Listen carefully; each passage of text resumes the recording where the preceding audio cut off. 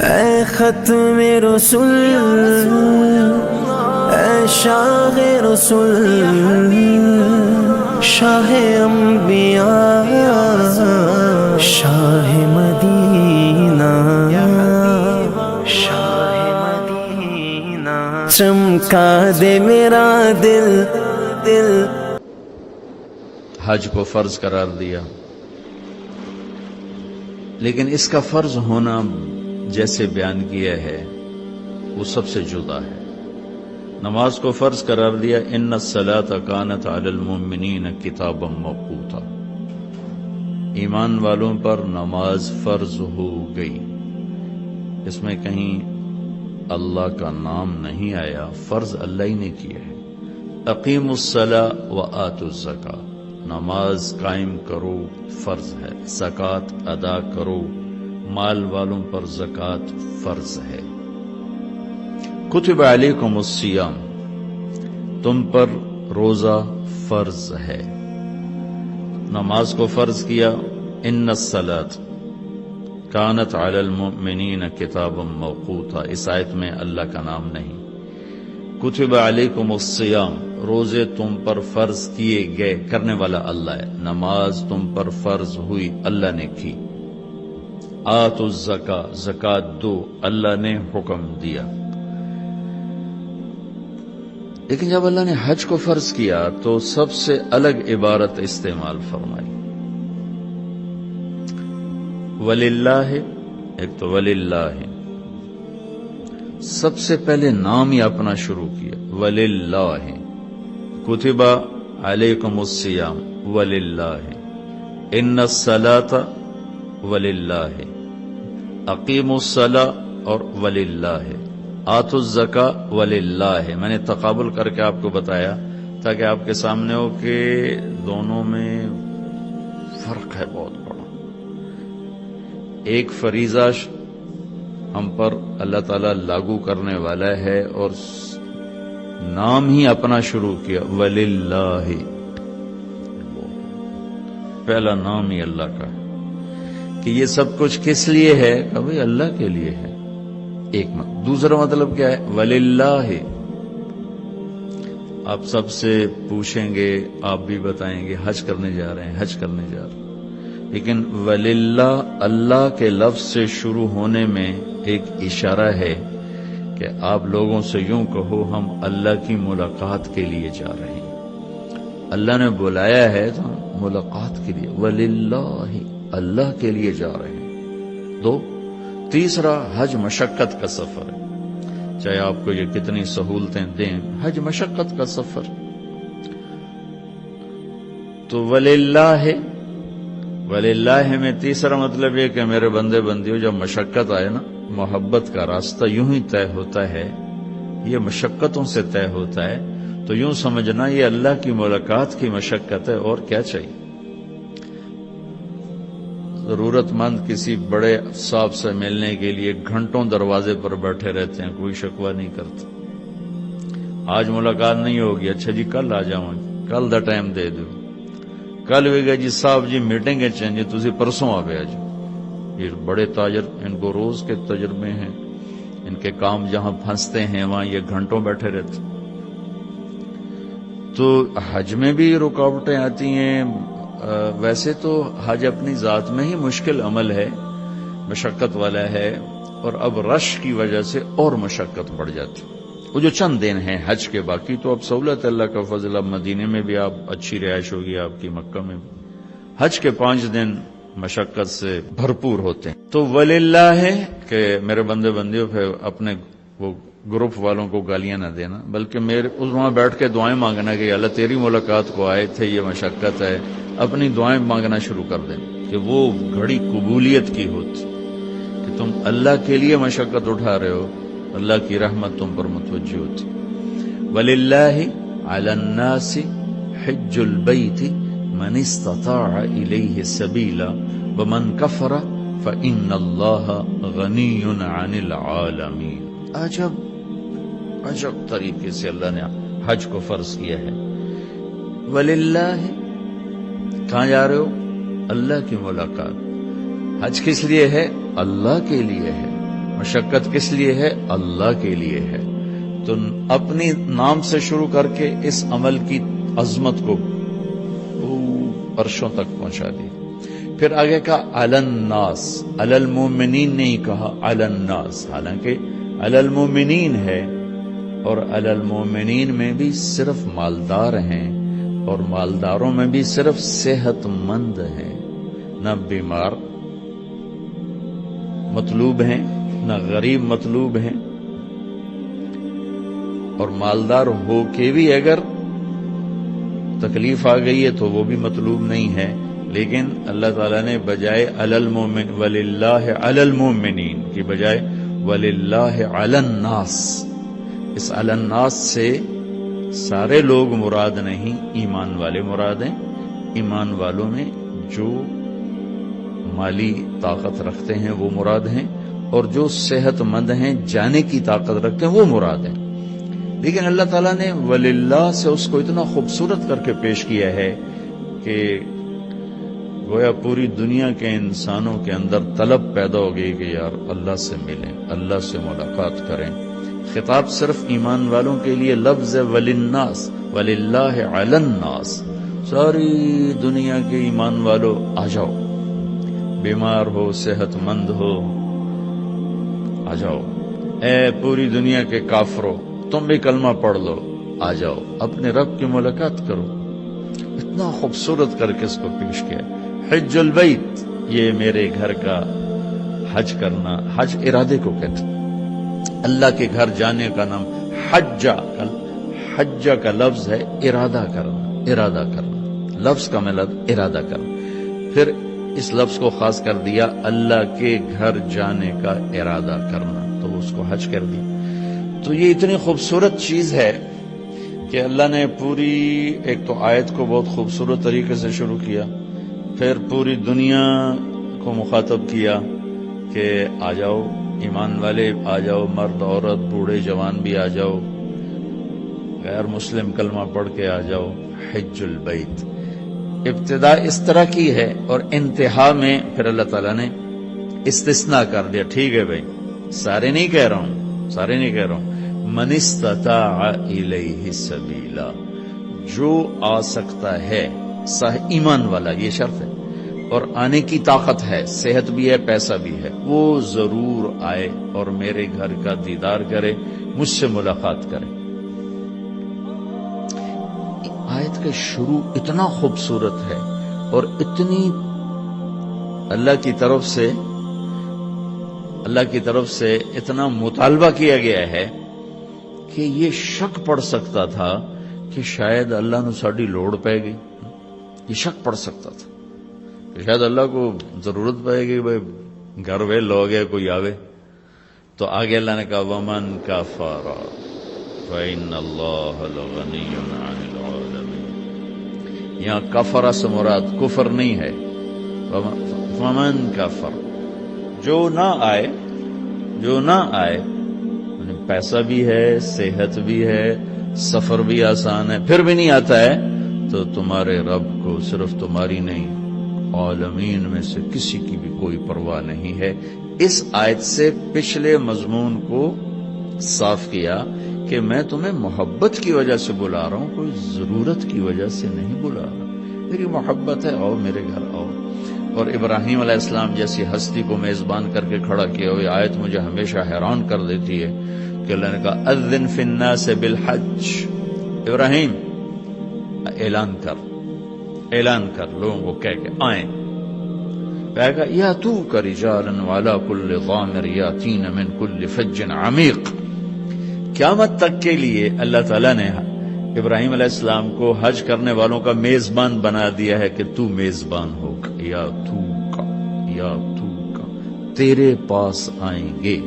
تم میری طرف سے میزبان، جیسے صدر کو ملنے جاؤ تو جاتے ملاقات نہیں ہوتی، پہلے اس کے پرنسپل سیکرٹری سے ملاقات ہوتی ہے، پھر وہ آپ کو بٹھاتا ہے، پھر وہ ارینج کرتا ہے، پھر آپ کو لے کے جاتا ہے.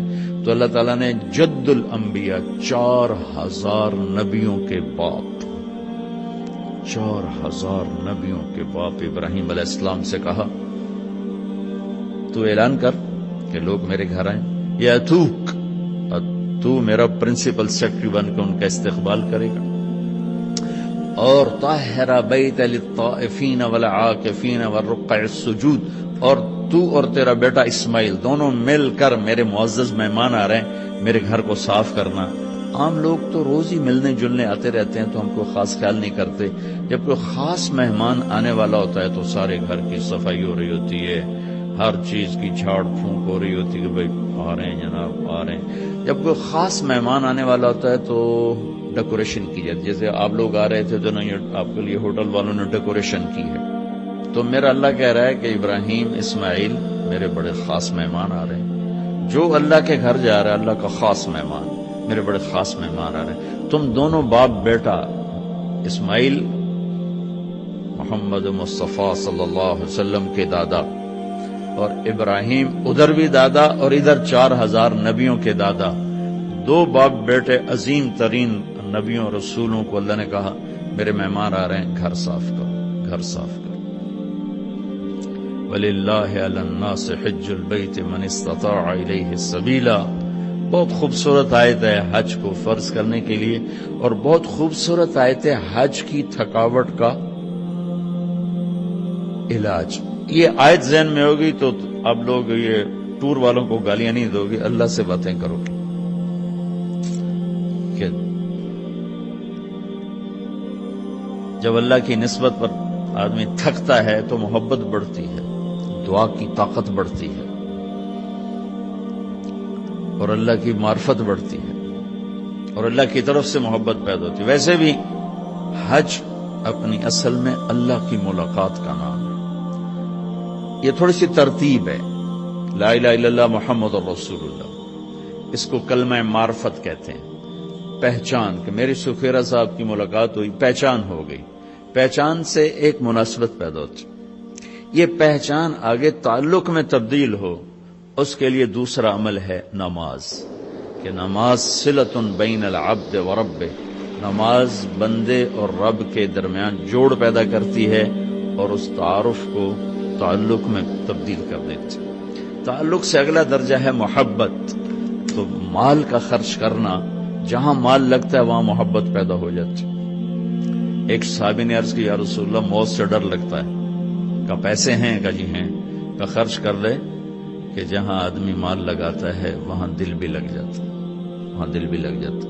تو زکوٰۃ کیا کرتی ہے؟ وہ اس نماز والے تعلق کو محبت میں بدلتی. محبت سے اگلا درجہ عشق. محبت تقسیم ہو جاتی ہے، عشق تقسیم نہیں ہوتا. محبت بچے سے بھی ہے، بیوی سے بھی ہے، ماں سے بھی ہے، باپ سے بھی ہے، بھائیوں سے بھی ہے، دوستوں سے بھی ہے. لیکن عشق ہوتا ہے جب ایسا کسی ایک سے تعلق کے پھر سب سے کاٹ کے رکھ دے، اس کو عشق کہتے. یہ جو آکاش بیل نہیں ہوتی، وہ پیلی سی بیل جو درختوں پہ چڑھ جاتی، اس کو عربی میں عشقہ کہتے ہیں. عشقہ، عشقہ عشق سے. عشقہ کا کیا مطلب ہے؟ کہ درخت اس پہ عاشق ہوتا ہے اور ہر شے اسی کو کھلاتا رہتا ہے، کھلاتے کھلاتے کھلاتے.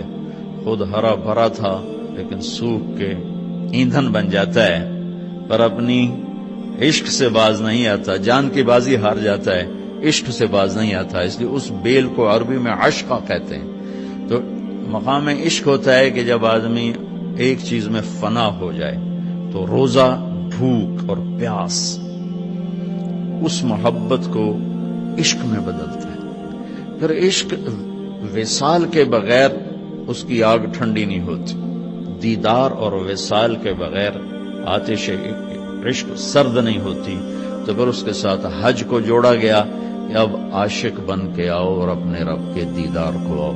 لہذا عاشق بن کے آنا ہے تو پھر عاشقانہ لباس پہن کر آؤ، اور پگڑی اتارو، ٹوپی اتارو، کرتا اتارو، بڑے قیمتی کپڑے اتارو. آپ صرف 2 چادریں پہن کے آؤ اور دیوانہ بن کے آؤ. عاشق ہوتے ہی دیوانے ہیں تو دیوانہ بن کے آؤ. جیسے دیوانے آتے ہیں ایسے تم بھی دیوانے بن کر آؤ. عقل مند بن کر نہ آؤ بلکہ مجنوں بن کر آؤ. ساری مسجدوں میں کہا آہستہ بات کرو، اللہ سے زور سے مت بولو. ادعوا ربکم تضرعا وخفیا، آہستہ آہستہ اللہ سے باتیں کرو. لیکن جب اللہ کے گھر کے قریب پہنچو تو چیخو لبیک اللہم لبیک. چیخ پکار کے الحج والفجر، میرے نبی نے فرمایا بہترین حج کیا ہے؟ زور سے لبیک کہنا اور خون بہانا، قربانی کرنا۔ تو سارا دیوانوں والا نقشہ قائم کروایا، سارا دیوانوں کا، خوشبو نہیں لگا سکتے، بیوی سے کوئی محبت کا بول نہیں بول سکتے، کنگھی نہیں کر سکتے، نہاتے ہوئے صابن نہیں لگا سکتے، ناخن نہیں کاٹ سکتے، سر کے بال نہیں کاٹ سکتے، سر میں جوئیں پڑ جائیں جوئیں نہیں مار سکتے۔ ہمیں تو اب مسئلہ نہیں ہے نا کہ ہم تو 4 گھنٹے میں پہنچ جاتے ہیں، وہ جو احرام باندھ کے چلتے تھے 2 ہفتے میں پہنچتے تھے، تو ان کے سر میں ان کے لمبے لمبے بال رکھے جاتے تھے، اس زمانے میں جوئیں پڑ جاتی ہیں کہ جوؤں کو نہیں مار سکتے، کھٹمل چڑھ جائے نہیں مار سکتے، کس لیے کہ بس دیوانے بن کرو اور چیختے چلاتے ہوئے لبیک اللہم لبیک۔ لبیک کا مطلب یہ ہے کہ یا اللہ ساری زندگی بغاوت کی، آج صلح کرنے آیا ہوں، یہ ہے لبیک کا مطلب، کہ پہلے اپنی مان کے چلتا تھا، اب تیری ماننے آیا ہوں، ساری زندگی اپنے نفس کی غلامی کی، شیطان کی غلامی کی، لبیک اللہم لبیک، میں حاضر ہو گیا ہوں، اب تیری میری صلح ہے، میرے پچھلے معاف کر۔ اس لیے میرے نبی نے کہا کہ آدمی جب حج کرتا ہے تو پھر وہ یوں نکلتا ہے باہر جیسے ماں کے پیٹ سے آج نکلا۔ حج کی رعایت کرتے ہوئے جو حج کر لیتا ہے تو یہ سفر مبارک ہے، تھوڑی مشقت کا سفر ہے۔ اللہ کے اس فرمان کو، میری اس بات کو یاد رکھ، وَلِلَّهِ عَلَى النَّاسِ حِجُّ الْبَيْتِ مَنِ اسْتَطَاعَ إِلَيْهِ سَبِيلًا، اللہ کی ملاقات ہے، اللہ بلا رہے۔ اب اس کے ساتھ چند ایک باتیں ہیں وضاحت کرنے کی۔ ہمارے ماحول میں ایک بات چلتی ہے کہ ہر سال حج کرتے ہیں، پیسہ ضائع کرتے ہیں، یہ پیسہ غریبوں کو دے دیں، کسی کی شادی کرا دیں۔ اللہ کے نبی نے تو ایک ہی حج کیا تھا، اس حد تک تو یہ بات ٹھیک ہے، اللہ کے نبی نے ایک ہی حج کیا تھا، لیکن کیا ہر سال حج کرنا ناپسندیدہ چیز ہے؟ اللہ کے گھر جانا ناپسندیدہ چیز ہے؟ تو اللہ کے محبوب صلی اللہ تعالی علیہ وسلم نے اعلان نبوت سے پہلے ہر سال حج فرمایا، کیونکہ مکے کا کوئی انسان ایسا نہیں تھا جو حج نہ کرتا ہو، اور خاص طور پر قریشی ہو، مکے میں ہو، یہ ناممکن تھا کہ وہ حج نہ کرے۔ ہاں کہیں سفر میں گیا ہوا تو الگ بات ہے۔ تو اعلان نبوت سے پہلے کوئی سال خالی نہیں جس میں آپ نے حج نہ کیا ہو، اور اعلان نبوت کے بعد کوئی سال خالی نہیں جس میں آپ نے حج نہ کیا ہو۔ اگر یہ حج وہ شریعت والا حج نہیں ہے، لیکن سنت ابراہیمی میں جو حج چلا آ رہا تھا اس میں بہت سی خرافات تھیں، ہمارے نبی وہ خرافات سے پاک تھے، آپ نے ہر سال حج فرمایا، ہر سال۔ خود ایک حج اس لیے کیا کہ 8 ہجری میں مکہ فتح ہوا، 8 میں جا کر حج فرض ہوا ہے، 8 ہجری میں مکہ فتح ہوا، آپ نے حج نہیں فرمایا کیونکہ حج کی تاریخ میں نہیں آ رہا تھا، دوسری تاریخوں میں آ رہا تھا۔ عرب جو تھے وہ 10 دن بڑھا دیتے تھے سال میں، جس کی وجہ سے پورا کیلنڈر چاند کا گڑبڑ ہو جاتا، تو 33 سال کے بعد جا کر تاریخیں خود اپنے اصل ٹائم پر آتی تھی۔ تو جب آپ نے 8 ہجری میں مکہ فتح فرمایا تو حج 9 کی بجائے 29 کو آ رہا تھا، تو آپ نے حج نہیں فرمایا۔ پھر 9 ہجری میں آپ اسلامی حکومت پوری طرح قائم ہو چکی ہے، تو آپ نے 300 آدمیوں کا قافلہ دے کر صدیق اکبر کو اپنا نائب بنا کر حج کے لیے بھیجا، خود حج نہیں فرمایا کیونکہ حج 19 کو آ رہا تھا۔ اور میں قربان جاؤں اپنے نبی پر کہ کس طرح آپ نے تدریجاً اس چیز کو موڑا، عبادت تک پہ صبر فرمایا۔ عبادت میں بھی جلد بازی نہیں، جو فرض ہے، تدریج اور تربیت، اس کے بغیر جو بھی قدم اٹھایا جائے گا، چاہے دنیا کا چاہے دین کا، وہ ناکام ہو جائے گا۔ تدریج اور تربیت، ان دو کے بغیر کوئی بھی قدم دین کا اٹھائیں یا دنیا کا اٹھائیں، ناکام ہو جائے گا۔ طاقت ہاتھ میں آ چکی تھی، مکہ فتح ہو چکا ہے، عرب مسلمان ہو چکا ہے، اگر آپ نافذ کر دیتے کہ بس یہ حج غلط ہے، شریعت قائم ہو چکی ہے، حج اپنی اصل تاریخ میں ہوگا، نہیں کیا کہ شاید کہیں عرب بپھر نہ جائیں، شاید کا سوال تھا۔ 2 سال حج غلط تاریخوں میں ہوا، خاموش۔ تیسرے سال حج آٹومیٹیکلی 9 تاریخ کو آ رہا تھا، غلط تاریخیں صحیح ہوتے 10 ہجری میں حج اپنی اصل جگہ پر آ گیا، تو آپ نے حج کا اعلان فرمایا، اور اس کے بعد آپ نے خطبے میں اعلان کر دیا کہ اب جو 10 دن بڑھائے جاتے تھے وہ ختم ہے، انما النسیء زیادۃ فی الکفر۔ تو آپ کو موقع ہی ایک ملا حج کرنے کا۔ ابوبکر صدیق رضی اللہ تعالیٰ عنہ پہلا سال جنگوں میں گزرا، اگلا سال حج کے لیے قافلہ لے کر گئے۔ عمر رضی اللہ عنہ کا زمانہ امن کا زمانہ تھا، 10 سال خلیفہ رہے، 10 سال حج کیا، کوئی ناغہ نہیں کی۔ عثمان رضی اللہ تعالیٰ عنہ کہ پہلے 11 برس امن تھا، 11 سال آپ خود حج کا قافلہ لے کر گئے، 12ویں سال آپ شہید ہوئے، اس میں آپ کو روک لیا گیا، نہیں کیا۔ علی رضی اللہ تعالیٰ عنہ خلیفہ بننے سے پہلے بہت کثرت سے حج فرمائے، کتنے کیے کسی کتاب میں گزرا نہیں۔ خلافت آئی تو جنگوں کا زمانہ آ گیا، اور آپ کی زندگی انتہائی دکھ درد بھری داستان ہے، اپنوں سے بھی بے وفائیاں دیکھیں، غیروں سے بھی، تو وہ حج کرنے کا موقع نہیں ملا۔ حسن رضی اللہ تعالیٰ عنہ نے مدینہ سے مکہ 20 حج پیدل کیے، 20 حج پیدل کی، کہ مجھے شرم آتی ہے، میں اللہ کی بارگاہ میں حاضر ہوں اور میں کبھی ایک دفعہ بھی اس کے گھر پیدل نہ گیا ہوں، کہ مجھے اس بات سے شرم آتی ہے، تو 20 حج پیدل کیے۔ تو کوئی اگر کسی کو اللہ توفیق دیتا ہے اور وہ جاتا ہے تو اس پہ یہ اعتراض نہیں کرنا چاہیے کہ یہ تو پیسہ ضائع ہو رہا ہے، یہ تو ایم ہی جا رہے ہیں۔ صدر پاکستان آپ کو ہر مہینے بلائے، جاؤ گے کہ نہیں جاؤ گے؟ نال فوٹو چھکا کے ہوگا، دیکھو میرا ہاتھ لگا ہے صدر صاحب کے نال، اس اپنے ڈرائنگ روم میں سجاؤ گے۔ اگر اللہ تعالیٰ کسی کو ہر سال بلاتا ہے تو اس کے لیے سعادت کی بات ہے، اعتراض کی چیز نہیں ہے کہ اس سے یہ کر دو، اس سے وہ کرو۔ حج پہ خرچ کتنا آتا؟ 2-4 لاکھ، 5 لاکھ، 6 لاکھ، اس سے کتنے کو منصوبے قائم ہو سکتے ہیں؟ اور پھر جو یہاں خرچ کر رہا ہے وہ اللہ کے فضل سے یقیناً اور جگہ بھی خرچ کرتا ہوگا، یہ نہیں کہ کسی اور جگہ خرچ نہیں کرتا، اس نے کوئی اشتہار تو نہیں دینا کہ دیکھو بھائی میں یہ خرچ کر رہا ہوں۔ تو یہ ہمارے ملک میں تھوڑا سا اس بارے میں بعض حلقوں میں ایک نادانی پائی جاتی ہے کہ حج جیسے عظیم عمل کو اللہ کے نبی نے کوئی نہیں کیا، یہ جانا ایسے پیسہ ضائع کرنا ہے، ایسا نہیں کہنا چاہیے۔ اللہ جتنی دفعہ لے عمرے پہ، تابعوا بین الحج والعمرہ، ایک حدیث بھی یاد آ گئی، آپ نے فرمایا حج اور عمرہ آگے پیچھے کرو، حج اور عمرہ آگے پیچھے کرو۔ کیا ہوگا جی؟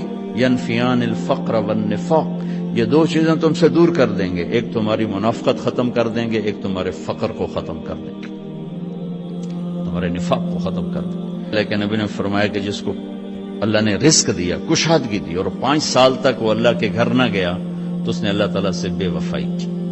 اسباب بھی ہیں، طاقت بھی ہے، جا بھی سکتا ہے، پھر نہیں جا رہا ہے تو اس نے اللہ تعالیٰ کے ساتھ بے وفائی کی۔ تو یہ اللہ کی توفیق ہے، جس کو اللہ بلائے تو اسے ضرور جانا چاہیے، اور پھر اپنے غریبوں پر بھی خرچ کرے، ناداروں پر بھی خرچ کرے، سب پر خرچ کرے، لیکن اس کو اس کے ساتھ جوڑ بٹھانا یہ بہت نادانی کی بات ہے۔ اللہ کے گھر کی حاضری نبیوں کی تمنا، ہر نبی نے اللہ کے گھر کا دیدار کیا۔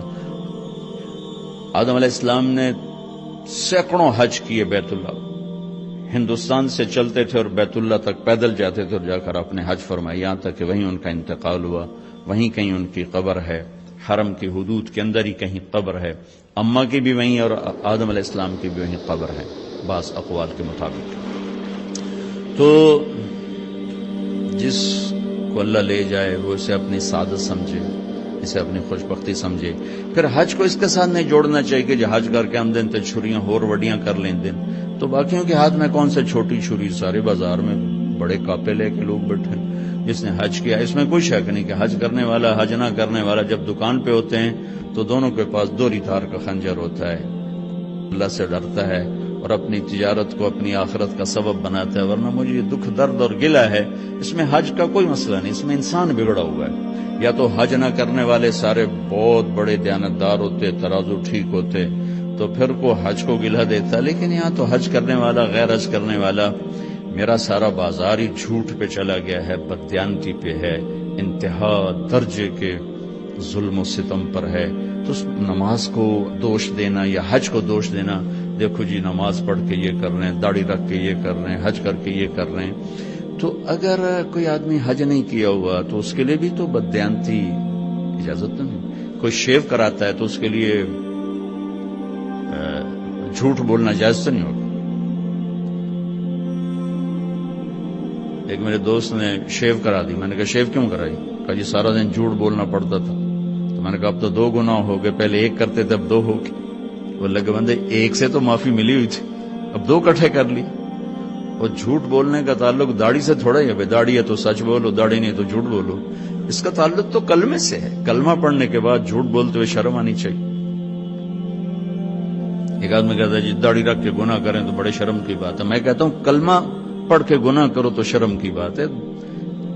گناہ اور ثواب، جزا اور سزا، حلال اور حرام کا تعلق پگڑی سے نہیں، نماز سے نہیں، روزے سے نہیں، حج سے نہیں، داڑھی سے نہیں، کلمے سے ہے. کلمہ ایک ایگریمنٹ ہے کہ یا اللہ تیری مان کے چلوں گا، تیرے نبی کے طریقوں پر چلوں گا. پھر میں انسان ہوں، کوئی خطا وطا ہو جائے تو معافی مانگوں گا، استغفار کروں گا.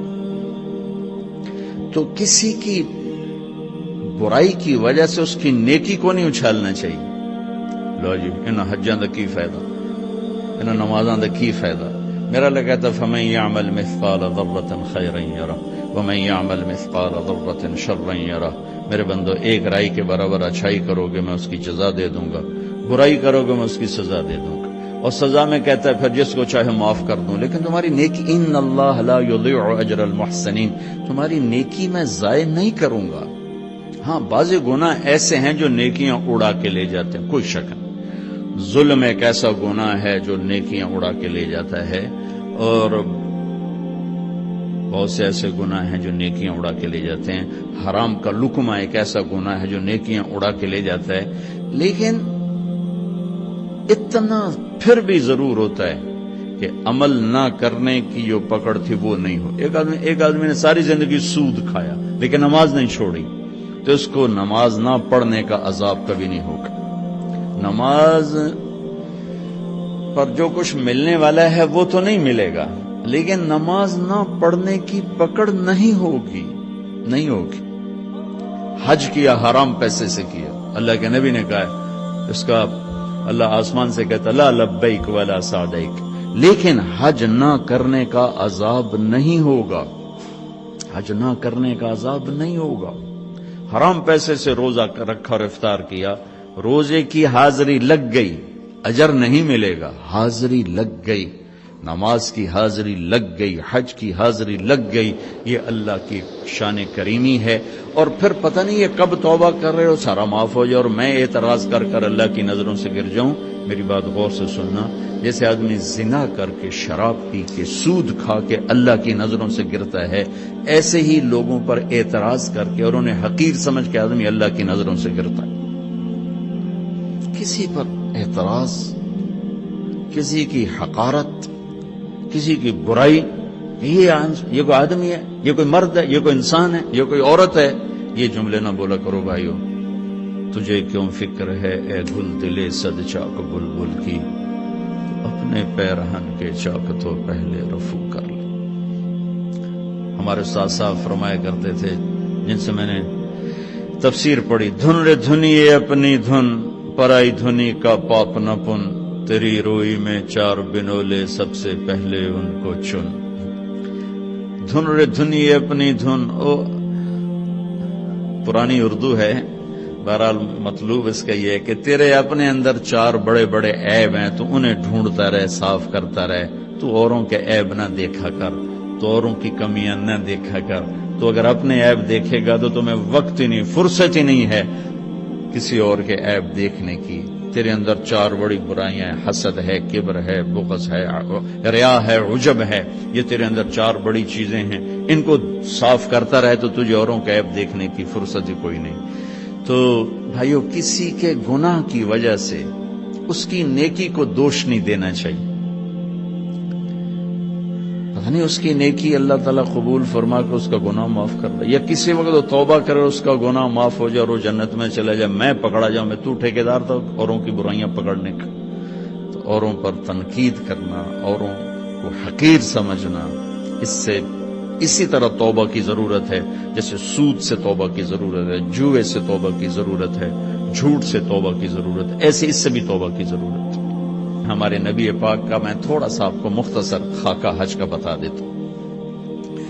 جناب رسول اللہ صلی اللہ تعالی علیہ وسلم نے حج کا جب اعلان فرمایا، یہ 10 ہجری، تو اطراف سے قبائل جمع ہوئے، کوئی 12,000 کا مجمع اکٹھا ہو گیا مدینہ میں۔ 25 تاریخ کو بروز ہفتہ آپ نے نماز ظہر سے پہلے غسل فرما کے 2 چادریں احرام کی نیت کے بغیر 2 چادریں باندھ، کرتا بھی اتار دیا، تہمد بھی اتار دیا۔ سحارا ایک بستی ہے جو آج کل مسقط میں آتی، وہاں سے ایک کپڑا آتا تھا، اس کی آپ نے 2 چادریں لی۔ پھر آپ نے ظہر کی نماز کے بعد اپنے پورے قافلے کو لیا، ذوالحلیفہ جس کو آج کل ابیار علی کہتے ہیں، یہاں آپ نے آ کر قیام فرمایا، اور عصر، مغرب، عشاء اور فجر اور ظہر 5 نمازیں آپ نے یہاں ادا فرمائیں۔ اور یہ جبریل کے کہنے پر، اللہ کے کہنے پر آپ گزر رہے تھے کہ جبریل ہے کہ یا رسول اللہ، اللہ فرما رہے ہیں یہ پاک وادی ہے، یہاں آپ قیام فرمائیں۔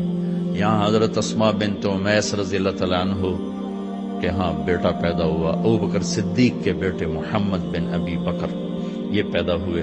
ایک رات کے قیام کے بعد صبح آپ نے فجر کی نماز کے بعد غسل فرمایا، خوشبو لگائی، اپنے بالوں کو تیل لگایا، پھر شہد لگایا۔ شہد گوند کا کام دیتا ہے، چونکہ اب ننگے سر جانا تھا تو بال بڑے تھے آپ کے، شانوں تک آئے ہوئے تھے، تو آپ نے ان کو شہد لگا کے نا وہ کر دیا، جوڑ دیا، آپس میں جوڑ دیا۔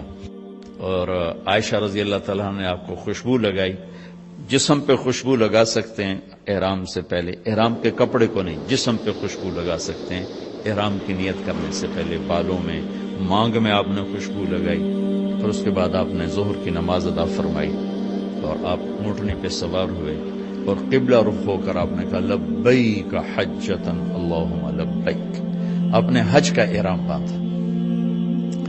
تو جبریل آئے کہ یا رسول اللہ، اللہ تعالیٰ فرما رہے ہیں عمرے کو شامل فرمائے، عمرہ اور حج قران۔ حج کی 3 قسمیں، ایک حج افراد کہ ایک آدمی پہلے دن حج ہی کا احرام باندھتا ہے، ایک ہے حج قران کہ ایک آدمی پہلے دن عمرے اور حج کا اکٹھا احرام باندھتا ہے، ایک ہے حج تمتع کہ ایک آدمی عمرے کا احرام پہلے باندھتا ہے اور عمرہ کر کے فارغ ہو جاتا ہے، احرام اتار دیتا ہے، پھر حج سے پہلے احرام باندھتا ہے حج کا، یہ حج تمتع ہے۔ ہمارے نبی نے شروع کیا افراد سے، تو اس پر امام مالک کا قول یہ ہے کہ حج افراد افضل ہے۔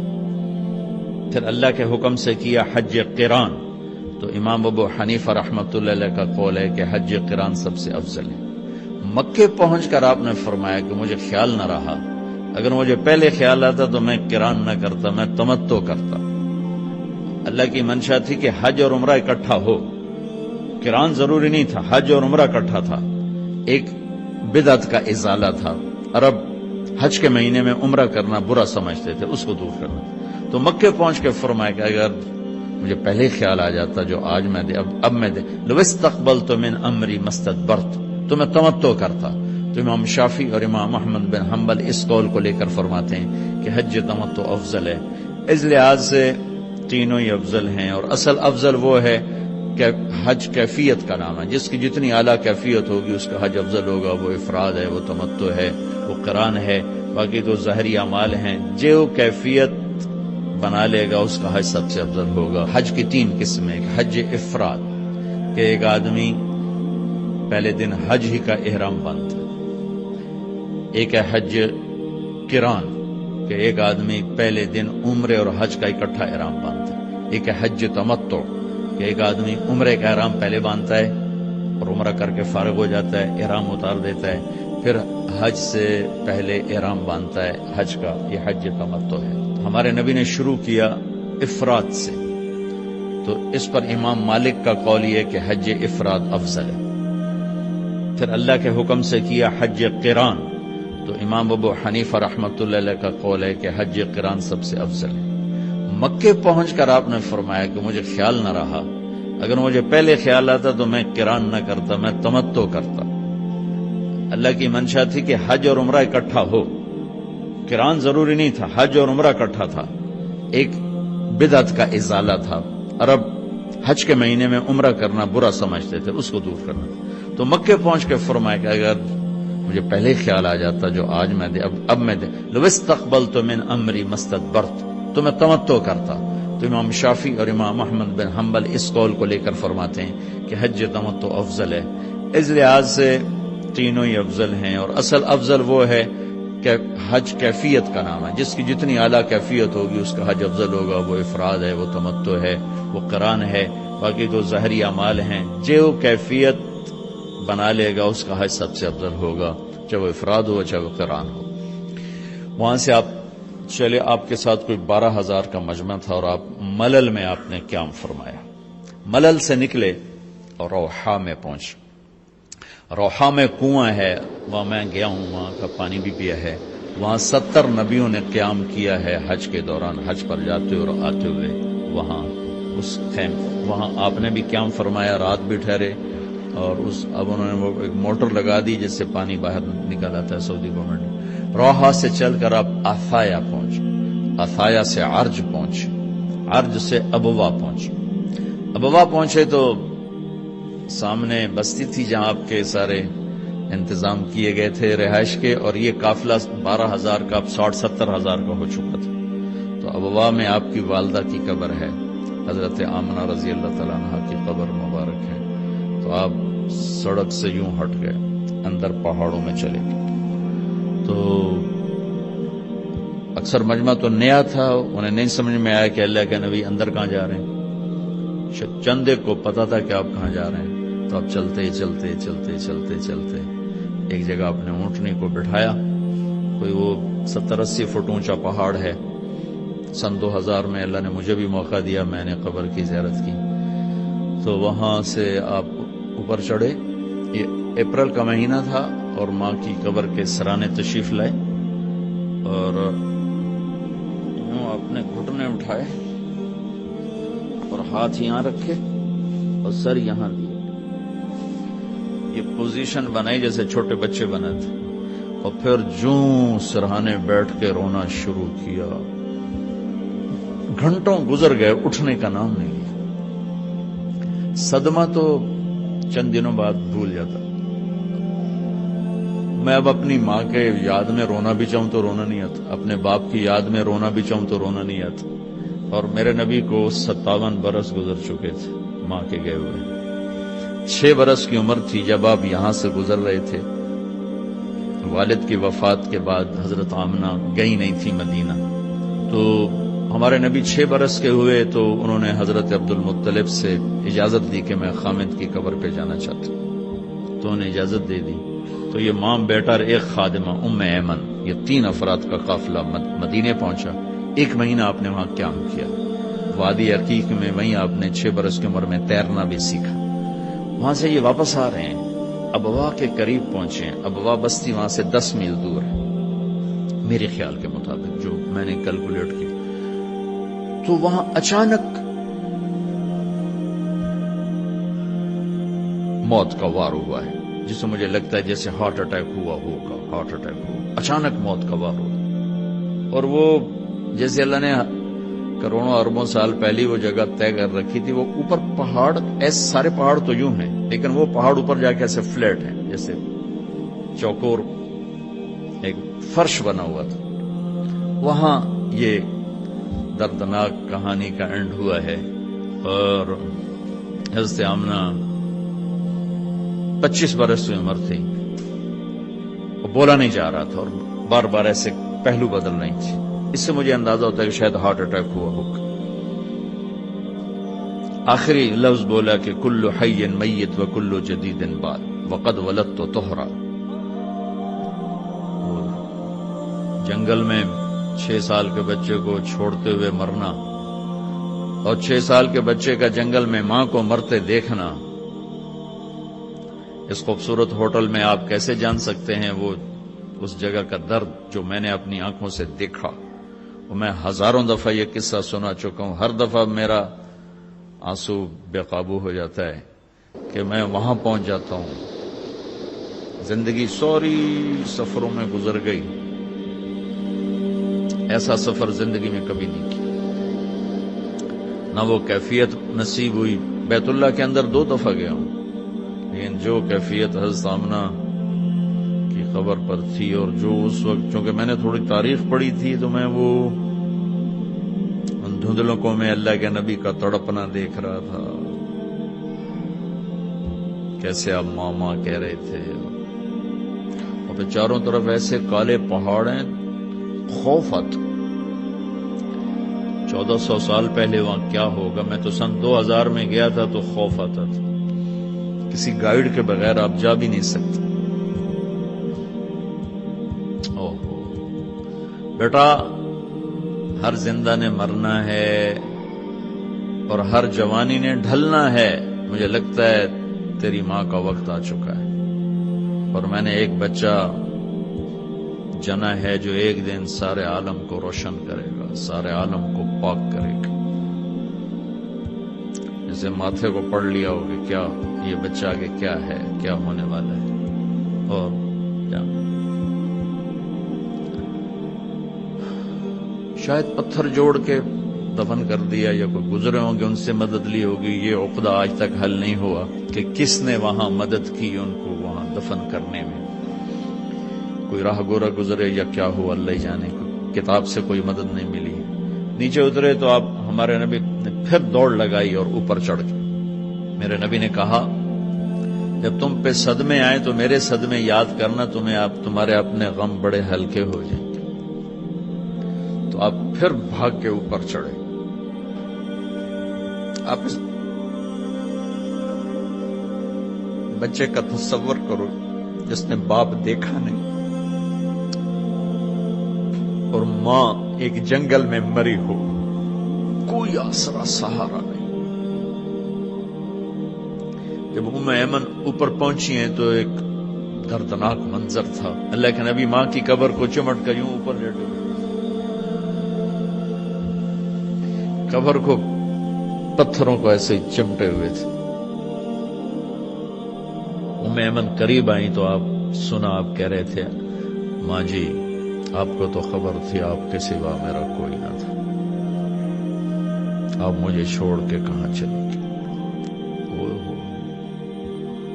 ام ایمن نے اٹھانا چاہا، انکار کر دیا، کھینچ کے نیچے لائیں، کھینچ کے، اور مکے تک کا راستہ یہ معصوم روتے روتے گزرا، روتے روتے۔ تو وہ 57 سال پرانا درد ابھی زخم بھرا نہیں، آپ اس پوزیشن میں بیٹھے اور اتنا روئے کہ سارا رواں آپ کا آنکھ بن کے رو رہا تھا، اور ساری داڑھی آپ کی آنسوں سے تر ہو گئی، اور آپ نے آگے جانے سے انکار کر دیا کہ میں آج رات اپنی ماں کے پاس ٹھہروں گا۔ آگے نہیں گئے، وہیں رات گزاری، حالانکہ وہاں تو میں دیکھ کر آیا ہوں، وہاں تو 10 آدمیوں کی جگہ نہیں، وہاں 60-70 ہزار آدمی ساتھ، سونے کی تو جگہ ہی کوئی، لیٹنے کی جگہ ہی کوئی، اپنے رات وہیں گزاری۔ ایک دفعہ اس تمنا کا آپ نے یہاں نہیں، ایک اور موقع کہ اگر میری ماں زندہ ہوتی تو تم لوگ دیکھتے میں اس کی کیسی خدمت کرتا، میں عشاء کی نماز کے مصلی پر ہوتا اور میں سورۃ فاتحہ شروع کر چکا، فرض نماز، اور مسجد میں باجماعت نماز، اور میں سورۃ فاتحہ پڑھ رہا ہوتا اور ادھر سے آواز آتی بیٹا محمد، تو میں نماز توڑ کے کہتا لبیک ماں جی، میں حاضر ہوں ماں جی۔ وہ رات آپ نے وہاں گزاری، کیا رات تھی۔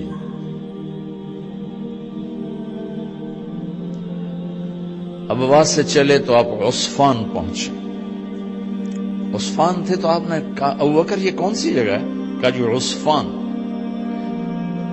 کہا میں دیکھ رہا ہوں ہود اور صالح علیہ السلام گزر رہے ہیں اس وادی سے لبیک کہتے ہوئے حج کو جا رہے ہیں۔ عصفان سے آپ مرہ زہران پہنچے، پھر وہاں سے آپ صرف پہنچے، صرف میں حضرت عائشہ رضی اللہ عنہا خیمے میں رو رہی تھیں، آپ نے فرمایا کیا ہوا، لعلک نفست، لگتا ہے تجھے عورتوں والا عذر پیش آ گیا کیا، جی ہاں، تو کوئی نہیں، رو نہیں، اب تو عمرہ نہیں کرو گی بس حج کرو گی۔ پھر وہاں سے آپ تنعیم پہنچے. تنعیم میں آپ نے احرام کی چادروں کو تبدیل فرمایا. جو 2 چادریں مدینہ میں زیب تن فرمائی تھی، تنعیم اتار کر 2 نئی چادر اسی کپڑے کی. پھر مکہ کے ٹاپ سے آپ انٹر ہوئے اور بیر زی طوا کے کنویں پر آ کر آپ نے قیام فرمایا. یہ ہے اتوار کی رات. 25 کو چلے اور 4 کی رات کو، یہ مہینہ 29 کا تھا، تو 4 کی رات کو آپ مکے پہنچ گئے. تو اتوار کو صبح آپ نے غسل کیا، خالی پانی بہایا اور عمرہ کے لیے تشریف لے گئے. تو صفا مروہ کی طرف سے آپ پہنچے. باب و بنی شیبہ کے سامنے آپ نے اونٹنی کو بٹھایا تو بنو ہاشم خاندان کے بچے آ گئے. ان سب کو ملے، کئیوں کو اونٹنی پہ بٹھا لیا، کئیوں کو پیار کیا، گلے لگایا. پھر ان سب سے ہو کر باب و بنی شیبہ، یہ باب و بنی عبد مناف تھا، آپ کے خاندان کا دروازہ تھا، اس سے آپ انٹر ہوئے. اور جب آپ فارغ ہوئے تو باب و بنی مخزوم سے آپ باہر نکلے. آپ نے جاتے ہی حجر اسود کا بوسہ لیا، پھر سجدہ کیا، پھر بوسہ لیا، پھر سجدہ کیا، پھر بوسہ لیا، پھر سجدہ کیا. پھر آپ رونے لگے، بہت روئے. اس کے بعد آپ طواف شروع فرمائے. تیسرے یا چوتھے چکر میں آپ نے پانی بھی پیا اور حضرت عمر سے فرمایا کہ عمر، حجر اسود کے بوسے پہ لڑائی نہ کرنا، جگہ ملے تو لے لینا، جھگڑا نہ کرنا. جیسے ہمارے نادانی میں لوگ وہاں عورتیں بھی ایسی حماقت کرتی ہیں کہ ایک سنت عمل کے لیے فرض چھوڑ دیتی کہ مرد عورت کا یوں آپس میں اختلاط، یہ اس سے بچنا فرض ہے، اور وہ ایک سنت کے لیے گھس رہی اور لڑائی جھگڑے فساد، قریب بھی نہیں جانا چاہیے. اللہ کے نبی نے استلام کیا. جب رش ہو گیا تو آپ کے پاس ایک لکڑی تھی، وہ دور سے یوں لکڑی کو لگا کر اور اس کا بوسہ لے لے. پہلا آپ نے بوسہ لیا، اس کے بعد رش ہو گیا تو پھر آپ نے ہر دفعہ بوسہ میں ایک دفعہ بوسہ لیا. اس کے بعد آپ کے پاس ایک لکڑی تھی، اس لکڑی کو آپ یوں چھوتے تھے حجر اسود کو اور اس کا بوسہ لے لیتے تھے. بوسہ صرف ایک دفعہ. پھر جب آپ نے 2 نفل پڑھ لیے اور تشریف لے گئے صفا مروہ کے لیے تو پھر بیت الحجر اسود کا بوسہ لیا اور آپ نے جا کر صفا مروہ پہ 7 چکر پورے کیے. بعض روایت میں ہے کہ 3 چکر پیدل کیے، پھر مجمع زیادہ ہو گیا تو 4 اونٹنی پر بیٹھ کر کیا تاکہ لوگ دیکھ لیں. اس کے بعد آپ نے اعلان فرمایا کہ بھئی جن کے پاس قربانی کا جانور نہیں ہے وہ احرام کھول. تو صحابہ نے کہا یا رسول اللہ آپ کھولیں. تو آپ نے فرمایا کہ میرے پاس قربانی کا جانور ہے، ابو بکر کے پاس، عمر، زبید، طلحہ یہ نہیں کھولیں گے جو کہ ان کے پاس بھی قربانی کا جانور ہے. باقی جن کے پاس نہیں کھول تو سب نے کھول دی. اور حج افراد بھی تمتع بن گیا، حج قران بھی تمتع بن گیا. اب نہیں ہو سکتا، اب جو نیت کریں گے وہی کرنی پڑے گی، لیکن اللہ کے نبی کا خاص حکم تھا تو سب کا حج تمتع بن گیا. اتوار، پیر، منگل، بدھ 4 دن آپ وہاں ٹھہرے. ان 4 دنوں میں آپ بیت اللہ تشریف نہیں لائے، طواف بھی نہیں کیا. کسے نہیں کیا؟ کہ میرے آنے سے لوگوں کو تکلیف ہوگی، رش بڑھے گا. تو لوگوں کو تکلیف سے بچانے کے لیے نفل عبادت چھوڑنا میرے نبی کا طریقہ. ہم نفل پڑھنے کے لیے لوگوں کی جئی تئی پھیر کے رکھ دیتے. ایک کسی بزرگ سے کسی نے پوچھا کبھی آپ کی تہجد قضا ہوئی؟ کہنے لگے زندگی میں 1 دفعہ ہوئی. وہ کیسے ہو گئی؟ کہ میں ایک جگہ مہمان تھا تو تہجد میں اٹھا تو دروازے کے پاس ایک آدمی سویا ہوا تھا، تو دروازے تک جانے کے لیے اسے کراس اس کے اوپر سے گزرے بغیر راستہ کوئی نہیں تھا. تو مجھے خطرہ ہوا میں اس کے اوپر سے گزرا تو اس کی آنکھ کھل جائے گی، تو میں واپس آ کے لیٹ گیا. بس زندگی میں 1 دفعہ میری تہجد قضا ہوئی ہے. تو ہم لوگ نوافل کے لیے لوگوں کو اذیت میں ڈال دیتے. اور میرے نبی نے طواف جیسا عمل، طواف کے ہر قدم پہ 70,000 نیکی لکھی جاتی، طواف جیسا عمل نہیں کیا کہ میں جاؤں گا رش بڑھے گا لوگوں کو تکلیف ہوگی. صرف بدھ کو گئے، ظہر کی نماز پڑھی اور حج کا طریقہ بتایا. پھر جمعرات کو آپ نے اپنے قافلے کو لے کر، یہ اب قافلہ کوئی 1 لاکھ کے قریب ہو چکا تھا، اب مینا تشریف لے گئے. مسجد خیف وہاں آپ کا خیمہ لگا، وہاں آپ نے 5 نمازیں ادا فرمائی. یہ جمعرات کا دن تھا اور 5 نمازوں کے علاوہ وہاں کوئی اور عمل آپ نے نہیں فرمایا. اور جمعے کی صبح پھر آپ نے فجر کے بعد ہی عرفہ کی طرف سفر شروع فرمایا، اور جبریل نے آ کر کہا یا رسول اللہ، اللہ کہہ رہے ہیں لبیک، زور سے کہیں، زور سے لبیک کہیں۔ تو آپ بھی اور صحابہ بھی زور زور سے لبیک کہہ رہے تھے۔ پھر وہاں آپ کے لیے سرخ رنگ کا چمڑا، اس کا خیمہ لگایا گیا تھا، وہاں جاتے ہی آپ نے بیٹھ گئے، آرام کیا زوال تک۔ اس کے بعد آپ نے اٹھ کے غسل فرمایا، پھر بلال سے پوچھا زوال کا وقت ہو گیا؟ کہا جی ہو گیا۔ پھر آپ تشریف لائے اور آپ نے خطبہ دیا۔ اس کے جو بڑے بڑے عنوان ہیں وہ میں دہرا دیتا ہوں۔ 10 تاریخ کو خطبہ دیا، 11 کو دیا، 9 کو دیا، 9، 10، 11، 3 دن آپ نے تقریر فرمائی۔ ایک ہی تقریر ہے، تینوں دن ایک ہی تقریر ہے، تھوڑی کمی بیشی کے ساتھ۔ اور ہر تقریر کو آپ نے یہاں سے شروع کیا کہ لوگوں، جیسے یہ بیت اللہ قابل احترام ہے، یہ دن قابل احترام ہے، یہ مہینہ قابل احترام ہے، تمہارے جان، تمہارے مال، تمہاری عزت ایک دوسرے کے لیے قابل احترام ہے۔ کسی کی جان کے دشمن نہ بننا، کسی کے مال کے دشمن نہ بننا، کسی کی عزت اور آبرو کے دشمن نہ بننا۔ حقوق العباد پر ہی یہ سارا خطبہ مشتمل ہے، عبادات کا اس میں کوئی ذکر نہیں آیا ہے۔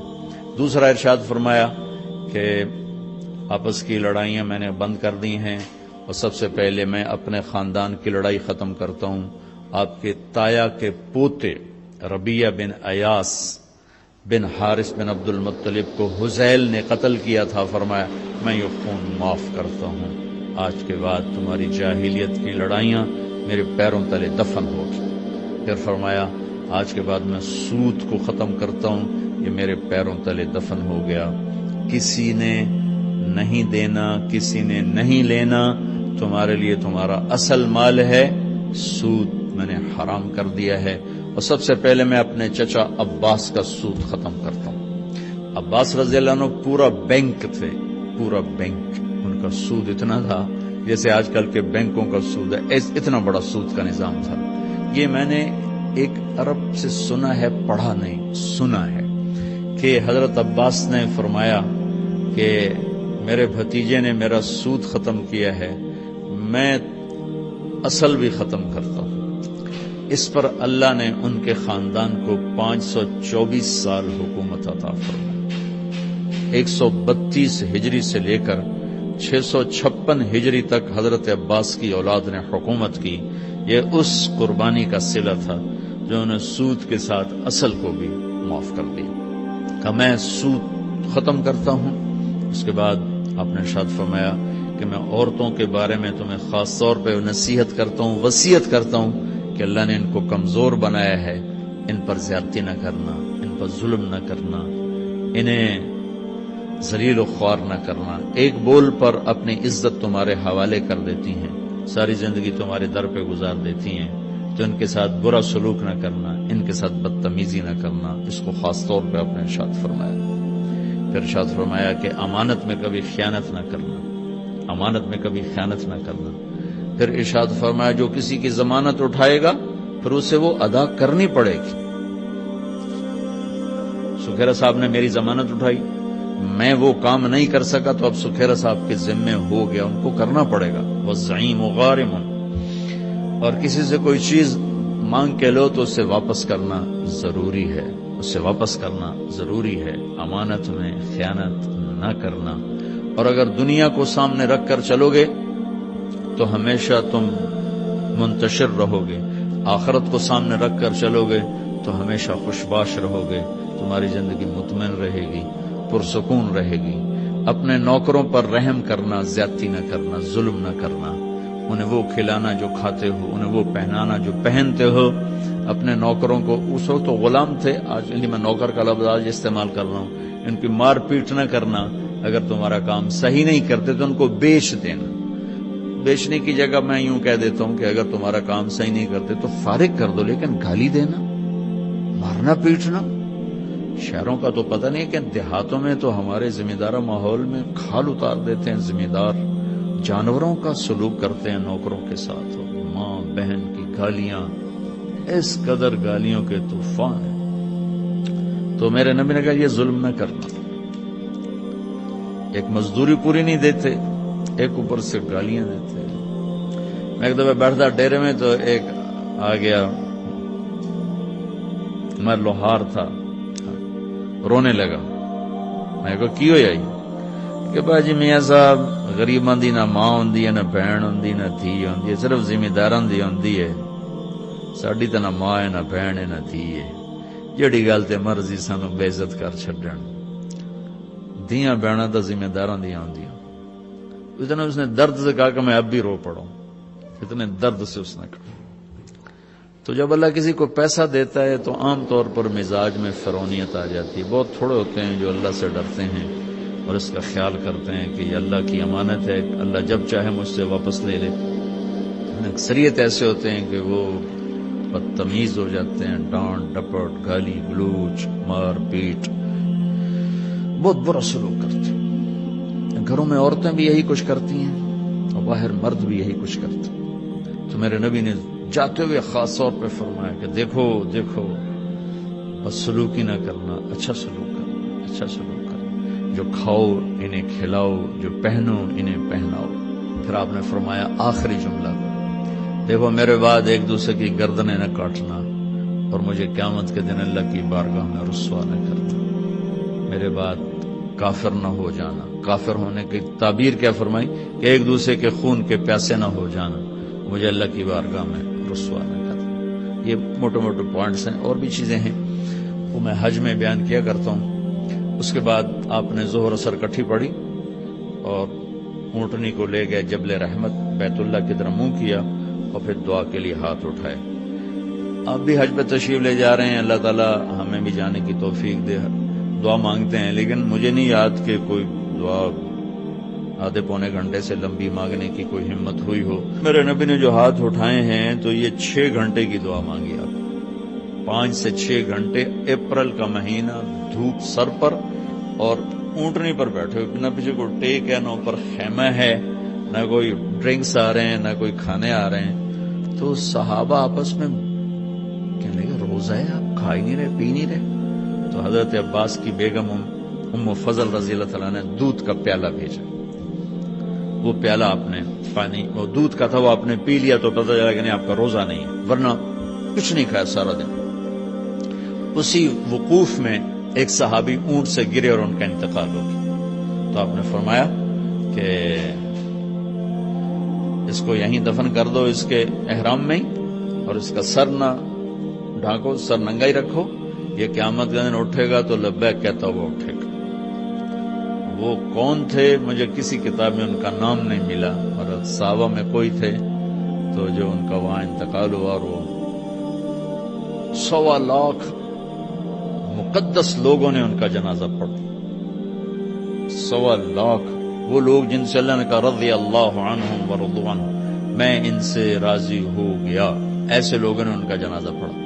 پھر آپ مغرب سورج ڈوبنے کے بعد آپ نے حضرت اسامہ کو اپنے پیچھے بٹھایا اور وہاں سے نکلے، اور آپ راستے میں اپنے ایک جگہ استنجا کیا، وضو کیا، پھر آپ مزدلفہ میں آئے۔